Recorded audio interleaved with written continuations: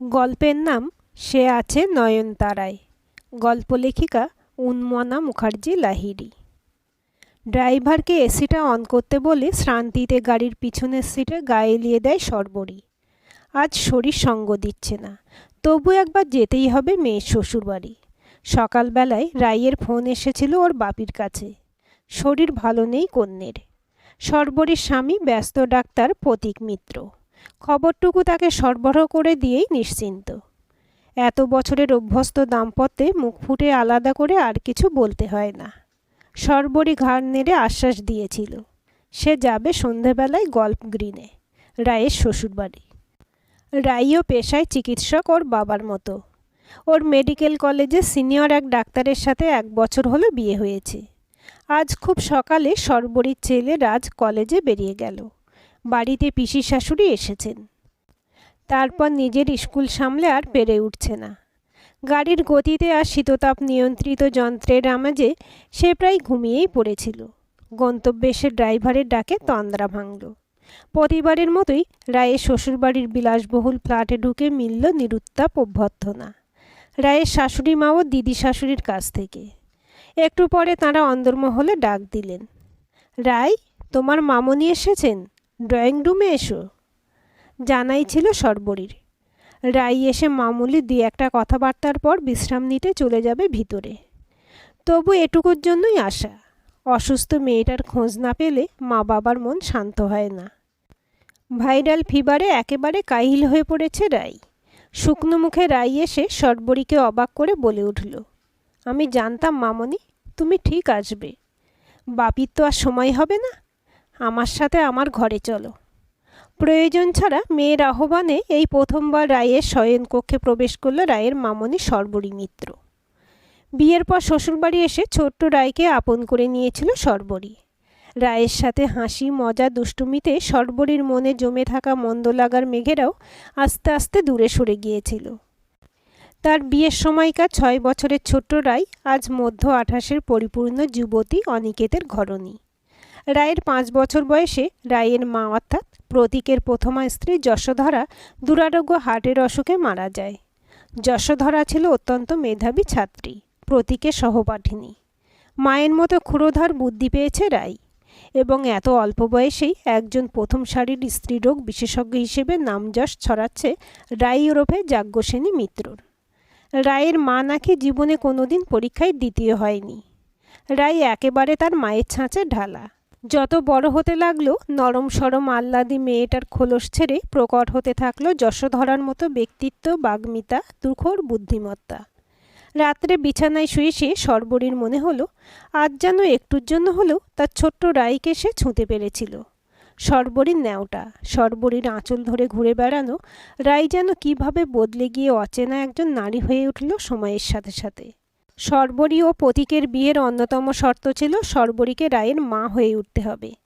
আরও নানাবিধ ব্যক্ত অব্যক্ত নিয়ম শর্তাদির বেড়াজালে বাঁধা ছিল তাদের বিবাহ অনুষ্ঠান। দমকা ঝড়ে যখন শর্বরীর জীবনতরী প্রায় ডুবতে বসেছে, তখন তার মাসিমণির যা এই সম্বন্ধটা নিয়ে আসেন। শর্বরীর মতো শান্ত ধীর স্থির সংসারী গোছানো মেয়ে নাকি আর হয় না। মাসিমণির জায়ের এই দরাজ শংসাপত্রে 4 হাত এক হয়েছিল ওদের। শর্বরী শূন্য সিঁথি আবার রেঙে উঠেছিল লালিমায়। রেজিস্ট্রি, মালা বদল, সিঁদুরদান ও ঘরোয়া খাওয়া দাওয়ায় সমাপ্ত হয়েছিল অনুষ্ঠান। আর তারপর তো অতি ব্যস্ত চিকিৎসকের সহধর্মিণী হওয়ার সুবাদে অন্তহীন কর্তব্য কর্ম পালন করা। সংসারের নাগপাশে আষ্টে পিষ্টে জড়িয়ে গিয়ে তার গানের জগৎ থেকেও কত দূরে চলে গেল শর্বরী। রায়ের সঙ্গ ছিল গুমোট জীবনে এক পশলা বৃষ্টির মতো। মেয়েটাকে নিয়ে কোন নগরে বাপের বাড়িতেও যেত শর্বরী নিয়ম করে। তার বিয়ে 3 বছর পর ছেলে রাজের জন্ম। 9 বছরের ছোট ভাই বোনের দারুণ ভাব। ভাইকে কোলে নিয়ে রায়ের কি আনন্দ! অজান্তেই চোখের কোল ভিজে ওঠে শর্বরীর। অতি বড় নিন্দুকও বলতে পারবে না যে সে রায়ের মা হয়ে ওঠেনি। রায় ছিল তার জীবন। রায়ের পড়াশোনা, সাঁতার, গান, নাচ, আঁকা, আবৃত্তি, ক্যারাটে ছিল তার জগৎ। রাজ হওয়ার পর হয়তো সাময়িক ছন্দপতন ঘটেছিল, কিন্তু তারপর আবার মেয়ের সর্বকাজের সঙ্গী ছিল শর্বরী। তাদের বিয়ের নানাবিধ শর্তের মধ্যে সর্বরীর তরফ থেকে ছিল সে কর্পোরেশনের প্রাইমারি স্কুলের চাকরিটা কিন্তু ছাড়বে না। অতি কষ্টে চাকরিটুকু বজায় রাখতে রাখতে বছর 7 হলো সে বাড়ির খুব কাছে পোস্টিং পেয়েছে। রাজ তার দিদির মতো মেধাবী হয়নি। আসলে প্রতীকের বুদ্ধিমত্তা রাজ পায়নি। সে আকৃতিগত প্রকৃতিগতভাবে তার মায়ের মতো। সাধারণভাবে ভালো পড়াশোনার রাজ বজবজের একটা বেসরকারি ইঞ্জিনিয়ারিং কলেজের বিটেক 2য় বর্ষের ছাত্র। মাঝে মাঝে সর্বরীর আজকাল মনে হয় রাইয়ের প্রতি নিশ্ছিদ্র নজর দিতে গিয়ে সে বোধহয় তার নিজের পেটের ছেলের প্রতি কিছুটা হলেও অবহেলা করে ফেলেছে। কেউ যেন বলতে না পারে রায়ের থেকে রাজের প্রতি তার বেশি মনোযোগ। সেদিকে সদা সতর্ক দৃষ্টি আছে সর্বরীর। কেউ যেন তাকে চিরাচরিত সৎমা গণ্ডিতে বেঁধে না ফেলে। তার বিরুদ্ধে জারি আছে তার অন্তহীন লড়াই। দিদি ভাইয়ের ঝগড়ার নালিশে সর্বরীর বিচারে সর্বদা জয়ী হয়েছে রাই। আর প্রতীক এদিকে সর্বরীর উপর সংসারের সব দায় দায়িত্ব ন্যস্ত করে নিশ্চিন্তে ডুব দিয়েছে পড়াশোনার কর্মময় জগতে। প্রতীক এক ছেলে। প্রতীকের দিদি পারমিতা বিয়ের পর নিউ ইয়র্কে পাকাপাকিভাবে থিতু হয়েছে। কালে ভাদ্রে দেখা হয় তাদের সাথে। যশোধরার অসুস্থতা এবং মৃত্যুর পর বাঁকুড়া থেকে তার শ্বশুরমশাই শাশুড়িমা এসে ছেলের ডুপ্লে ফ্ল্যাটে ছিলেন। পরবর্তীকালে সর্বরীকে সব কিছু সঁপে দেওয়ার উপযুক্ত করে গড়ে তুলে তারা আবার গ্রামের নির্মল পরিবেশে ফিরে গিয়েছিলেন। রায়ের মামা থাকেন দিল্লিতে। রায়ের দাদু দিদা বেহালায় থাকতেন। যদিও দাদু গত হওয়ার পর দিদা দিল্লিতে পুত্রালয়ে চলে গেছেন। মামার বাড়ির সকলের সাথে রায়ের মধুর সম্পর্ক। প্রতীকের সাথে সর্বরীর বিবাহিত জীবনের বয়স দেখতে দেখতে 22 বছর পেরিয়ে গেল। সর্বরীর মতো মধ্যবিত্ত ঘরের মেয়েরা কখনো প্রতীকের মতো উচ্চশিক্ষিত ডাক্তারের ঘরণী হয়ে বিলাসবহুল জীবনের স্বপ্ন দেখে না। কিন্তু দ্বিতীয় বিবাহের ঘটনাচক্রে সেই স্বপ্ন সহজেই ধরা দিয়েছিল তার কাছে। প্রতীক স্বামী হিসেবে ভালো, ভরসাযোগ্য, শুধু পার্থিব সময়ের বড় অভাব তার। আর মাঝে মধ্যে সর্বরীর মনে হয় যশোধরাকে প্রতীক কোনোদিনই ভুলতে পারেনি। বলা ভালো, চায়নি। যশোধরার মতো ঝকঝকে বুদ্ধিদীপ্ত মেয়েকে ভোলা মুখের কথা নাকি? সর্বরী নিজে দেখেছে যশোধরার ছবি পরম মমতায় শার্টের হাতা দিয়ে মুছিয়ে দিচ্ছে প্রতীক। এমনকি যশোধরা প্রতীকের শয়নকক্ষে আগের মতোই রাখা আছে। পাশের একটা ঘর প্রতীক সাজিয়ে নিয়েছিল তার আর সর্বরীর জন্য। যশোধরা যেন না থেকেও সব কিছুতে মিশে আছে। সর্বরী নিজেও কি ভুলতে পেরেছে? কল্লোলের আবছা হয়ে যাওয়া মুখ মাঝে মাঝেই হানা দিয়ে ফেলে সর্বরীর সুখী সংসার জীবনে। সম্বন্ধ করে বিয়ে হয়েছিল সর্বরী ও কল্লোলের। কল্লোল ব্লক অফিসের ক্লার্ক ছিল। মাত্র 1 বছর 4 মাসের দাম্পত্য জীবন তাদের। বাগনানের বাড়িতে ছিল তাদের সুখী সংসার। একদিন অফিসের কাজে কলকাতা গিয়ে শিয়ালদহ স্টেশনের সামনে মারণ বাসের কবলে পড়েছিল কল্লোল। এক লহমায় চুরমার হয়ে গিয়েছিল তাদের সাজানো স্বপ্নের দল। কিছুদিন শ্বশুরবাড়িতে শ্বশুর শাশুড়ি দেওরের সঙ্গে ছিল সর্বরী। ক্ষতিপূরণের চাকরি স্ত্রী হিসেবে সর্বরীর প্রাপ্য হলেও সে ছেড়ে দিয়েছিল দেওর হিল্লোলকে। তারপর কোন্নগরে ফিরে আসা। শালকিয়ার প্রাথমিক বিদ্যালয়ে পড়াতো সে। কেমনভাবে যেন ধীরে ধীরে বাগনানের শ্বশুরবাড়ির সাথে যোগসূত্র ছিন্ন হয়ে গিয়েছিল। ওই ঘটনার 2 বছরের মাথায় প্রতীকের সাথে পরিণয় সূত্রে বাঁধা পড়ে সে। ইচ্ছে থাকলেও প্রতীক তাকে একেবারেই সময় দিতে পারে না। তখন আরও মনে পড়ে হাসি খুশি খোলামেলা স্বভাবের কল্লোলের কথা। তারা দুজনেই ছিল বইপোকা। মনে পড়ে কত রাত জেগে তারা একটা বই দুজনে মিলে পড়ে শেষ করেছে। আজ এতগুলো বছর পার হয়ে এসে মধু স্মৃতি রোমন্থনের পর ঠোঁটের কোণে হালকা হাসির রেশ এসেই যায়। কল্লোলকে ভোলা কি এ জীবনে সম্ভব? জীবনের কত প্রথম জিনিসের স্মৃতি জড়িয়ে আছে কল্লোলের সাথে। সেদিন শাশুড়িমার সাথে বসে টিভিতে 7 জনমের বন্ধন নামে একটা ধারাবাহিক দেখছিল সর্বরী। সেখানে নায়িকা নায়ককে জড়িয়ে ধরে বলছিল, এ জন্মে শুধু নয়, আগামী 7 জন্ম আমরা হাত ধরে হাঁটব। সর্বরী ভাবে, সে কাকে 7 জন্মের সাথী ভাববে, কল্লোল না প্রতীক? তার মতো অত্যন্ত সাধারণ একজন মেয়েকে জটিল পরীক্ষায় না ফেললেই কি হচ্ছিল না ওপরওয়ালার? সত্যিই তো, পাল্লা কার দিকে ভারী হবে? 1 বছর 4 মাস না 22 বছর অতিক্রান্ত? সংখ্যা না গুণমান, কাকে বেশি গুরুত্ব দেবে সর্বরী? নিজের ছেলে মানুষেতে নিজেই হেসে ওঠে সে। আজ সর্বরীর ব্যস্ততা একটু অন্যরকম। রাই আসবে। জামাই অনিকেতের সাথে। বহুদিন বাদে ওরা ডিনারে আসতে সম্মত হয়েছে। মন দিয়ে চিলি গার্লিক চিকেন রান্না করছে শর্বরী। ছেলেটা মাটন খেতে একেবারেই পছন্দ করে না। রায়ের জন্য স্পেশালি বানাচ্ছে মাটন কিমার পুরভরা পরোটা। ছোটবেলায় খুবই ভালোবাসত রাই, বারবার আবদার করতো খাওয়ার জন্য। যে মেয়েটা তাকে ছাড়া একদণ্ড চলতো না, সে ক্লাস 9-10 থেকে কেমন যেন বদলে যেতে শুরু করলো। শর্বরীকে কিছু বলে না, কোনো কিছু শেয়ার করে না। যেচে জিজ্ঞেস করলে বিরক্তি সহকারে উত্তর দেয় বা কখনো সেটুকুরও প্রয়োজন মনে করে না। প্রতীক সেভাবে সময় দিতে পারে না। রাত্রে বাড়ি ফিরে, কী রে মা, পড়াশোনা ঠিকমতো হচ্ছে তো? অত রাত জেগে পড়িস না, এবার ঘুমিয়ে পড়। এর বাইরে আর বাক্যালাপ এগোতো না পিতা পুত্রীর। মেয়ের মধ্যে যশোধরার ছায়া দেখতে পায় প্রতীক। এত মিল মা মেয়ের। মেডিকেল কলেজে ভর্তি হয়ে তো পড়াশোনায় নিজেকে ডুবিয়ে দিয়েছিল রাই। তখন খাওয়া দাওয়া, বেড়ানো, শপিং সব বন্ধুদের সাথে। পুজোয় বা জন্মদিনে রায়ের জন্য পছন্দ করে নিয়ে আসা ড্রেস রাই একদিনের জন্য পরে দেখেনি, এমনও হয়েছে। শর্বরী যে গর্ভধারিণী মা নয়, পদে পদে বুঝিয়ে দিয়েছে রাই। তার যত আবদার, যত কথা, সব তার বাপির সাথে। এমনকি অনিকেতকে বিয়ে করার সিদ্ধান্তও আলাদা করে রাই প্রতীককে জানিয়েছিল। অথচ আড়ম্বরপূর্ণ বিবাহ অনুষ্ঠানের প্রায় সমস্ত দিকে সানন্দে পরিচালনা করেছে শর্বরী নিজে।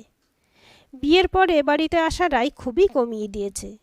শর্বরী কিন্তু জ্ঞানত রাই বা রাজের প্রভেদ করেনি।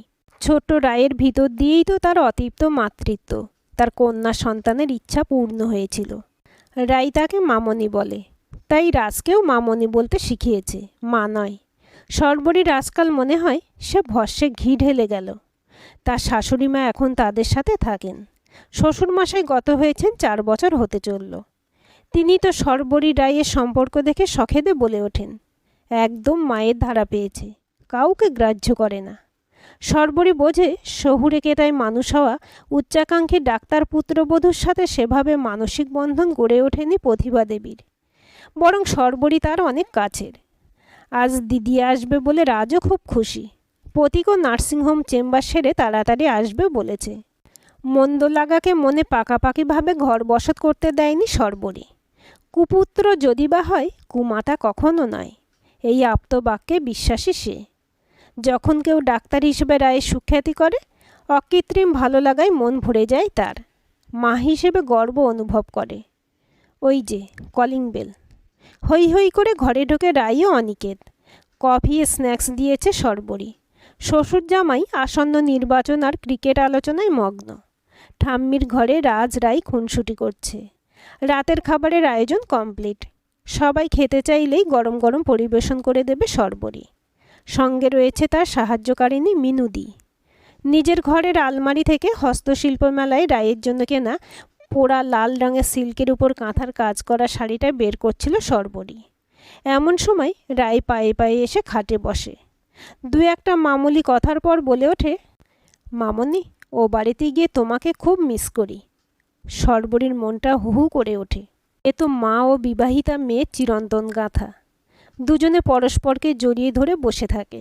নিস্তব্ধতা ভেঙে রাই বলে, জানো মামনি, ওখানে সবাই, মানে মা দিম্মা সবাই তোমার কথা জিজ্ঞেস করে।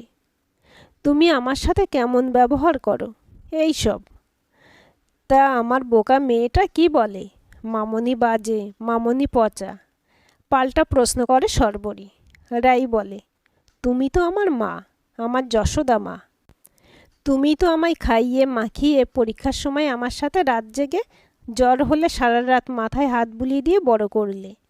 আমি হয়তো মাঝে মাঝে অবুঝের মতো খারাপ ব্যবহার করে ফেলেছি, আমায় ক্ষমা। শর্বরী রায়ের মুখে হাত চাপা দিয়ে দেয়। চোখ দুটো জ্বালা করে ওঠে তার। রায় তার কোলে মাথা দিয়ে শুয়ে পড়েছে। রাইয়ের মনে পড়ে যাচ্ছে কত ক্ষুদ্র তুচ্ছ কথা। তার আইসিএসসি আইএসসি পরীক্ষার সময় মামনি স্কুল ছুটি নিত। পরীক্ষা শেষে ঠিক ডাব নিয়ে দাঁড়িয়ে থাকতো মামনি। সঙ্গে কোনো কোনো দিন থাকতো ছোট্ট রাজ। রায়ের মনে হতো, বাপি কেন আসেনি? নিজে ডাক্তার হয়ে আজ বোঝে বাপির তখন কত ব্যস্ততা। মামনি কিন্তু রোদ জল বৃষ্টি মাথায় করে ঠিক হাজির থাকতো। বাপি কোনো জিনিস না কিনে দিলে মামনি পরদিন এনে তার মাথায় বালিশের কাছে রেখে দিত। তার মায়ের আলমারি একবার মামনি গুছিয়ে দিয়ে পুরনো শাড়িটারি রোদে দিয়েছিল বলে সে কম অশান্তি করেনি। কেন মায়ের জিনিসে হাত দেবে মামনি? কৈশোরের গরম রক্ত টকবক করে ফুটত, এখন খারাপ লাগে। কারা যে মাথায় ঢুকিয়ে দিয়েছিল মামনি সৎ মা, অথচ মামনি তাকে আর রাজকে কখনো আলাদা করে দেখেনি। রাজের ভালো নাম যাজ্ঞবল্ক্য, সেখানেও যশোধরা যাজ্ঞসেনীর ছায়া। প্রতীক সর্বরী কোথাও নেই। রাই ছোট্ট থেকে চেয়েছিল তার মায়ের অপূর্ণ স্বপ্নকে সফল করতে। আজ কিছুটা হলেও ডাক্তার যশোধরা মিত্র যোগ্য উত্তরসূরি হিসেবে নিজেকে প্রমাণ করতে পেরেছে। হ্যাঁ, রাই অস্বীকার করে না তার মায়ের অত্যুজ্জ্বল মেধা সে পেয়েছে, কিন্তু মামনির স্নেহ সাহচর্য সহযোগিতা না পেলে উন্নতির পথ কি এত মসৃণ হতো? আজ অনেক দিন পর সেই ছোটবেলার মতো মামনির গলা জড়িয়ে ঘুমোতে ইচ্ছে করছে রাইয়ের। তার মায়ের আশীর্বাদেই হয়তো এ জীবনে সে মায়ের সব অভাব পূর্ণকারী কাউকে পেয়েছে, মামনির মধ্য দিয়ে। আর তার নিজের মা, ছোটবেলায় বিশ্বাসের সেই জলজলে তারা হয়ে যাওয়া মা, আজ তার জীবনের ধ্রুবতারা। অনেক রাতে, আজ অনেক দিন পর ব্যালকনিতে এসে বসেছে প্রতীক আর সর্বরী। রাই অনিকেত বাড়ি ফিরে গেছে।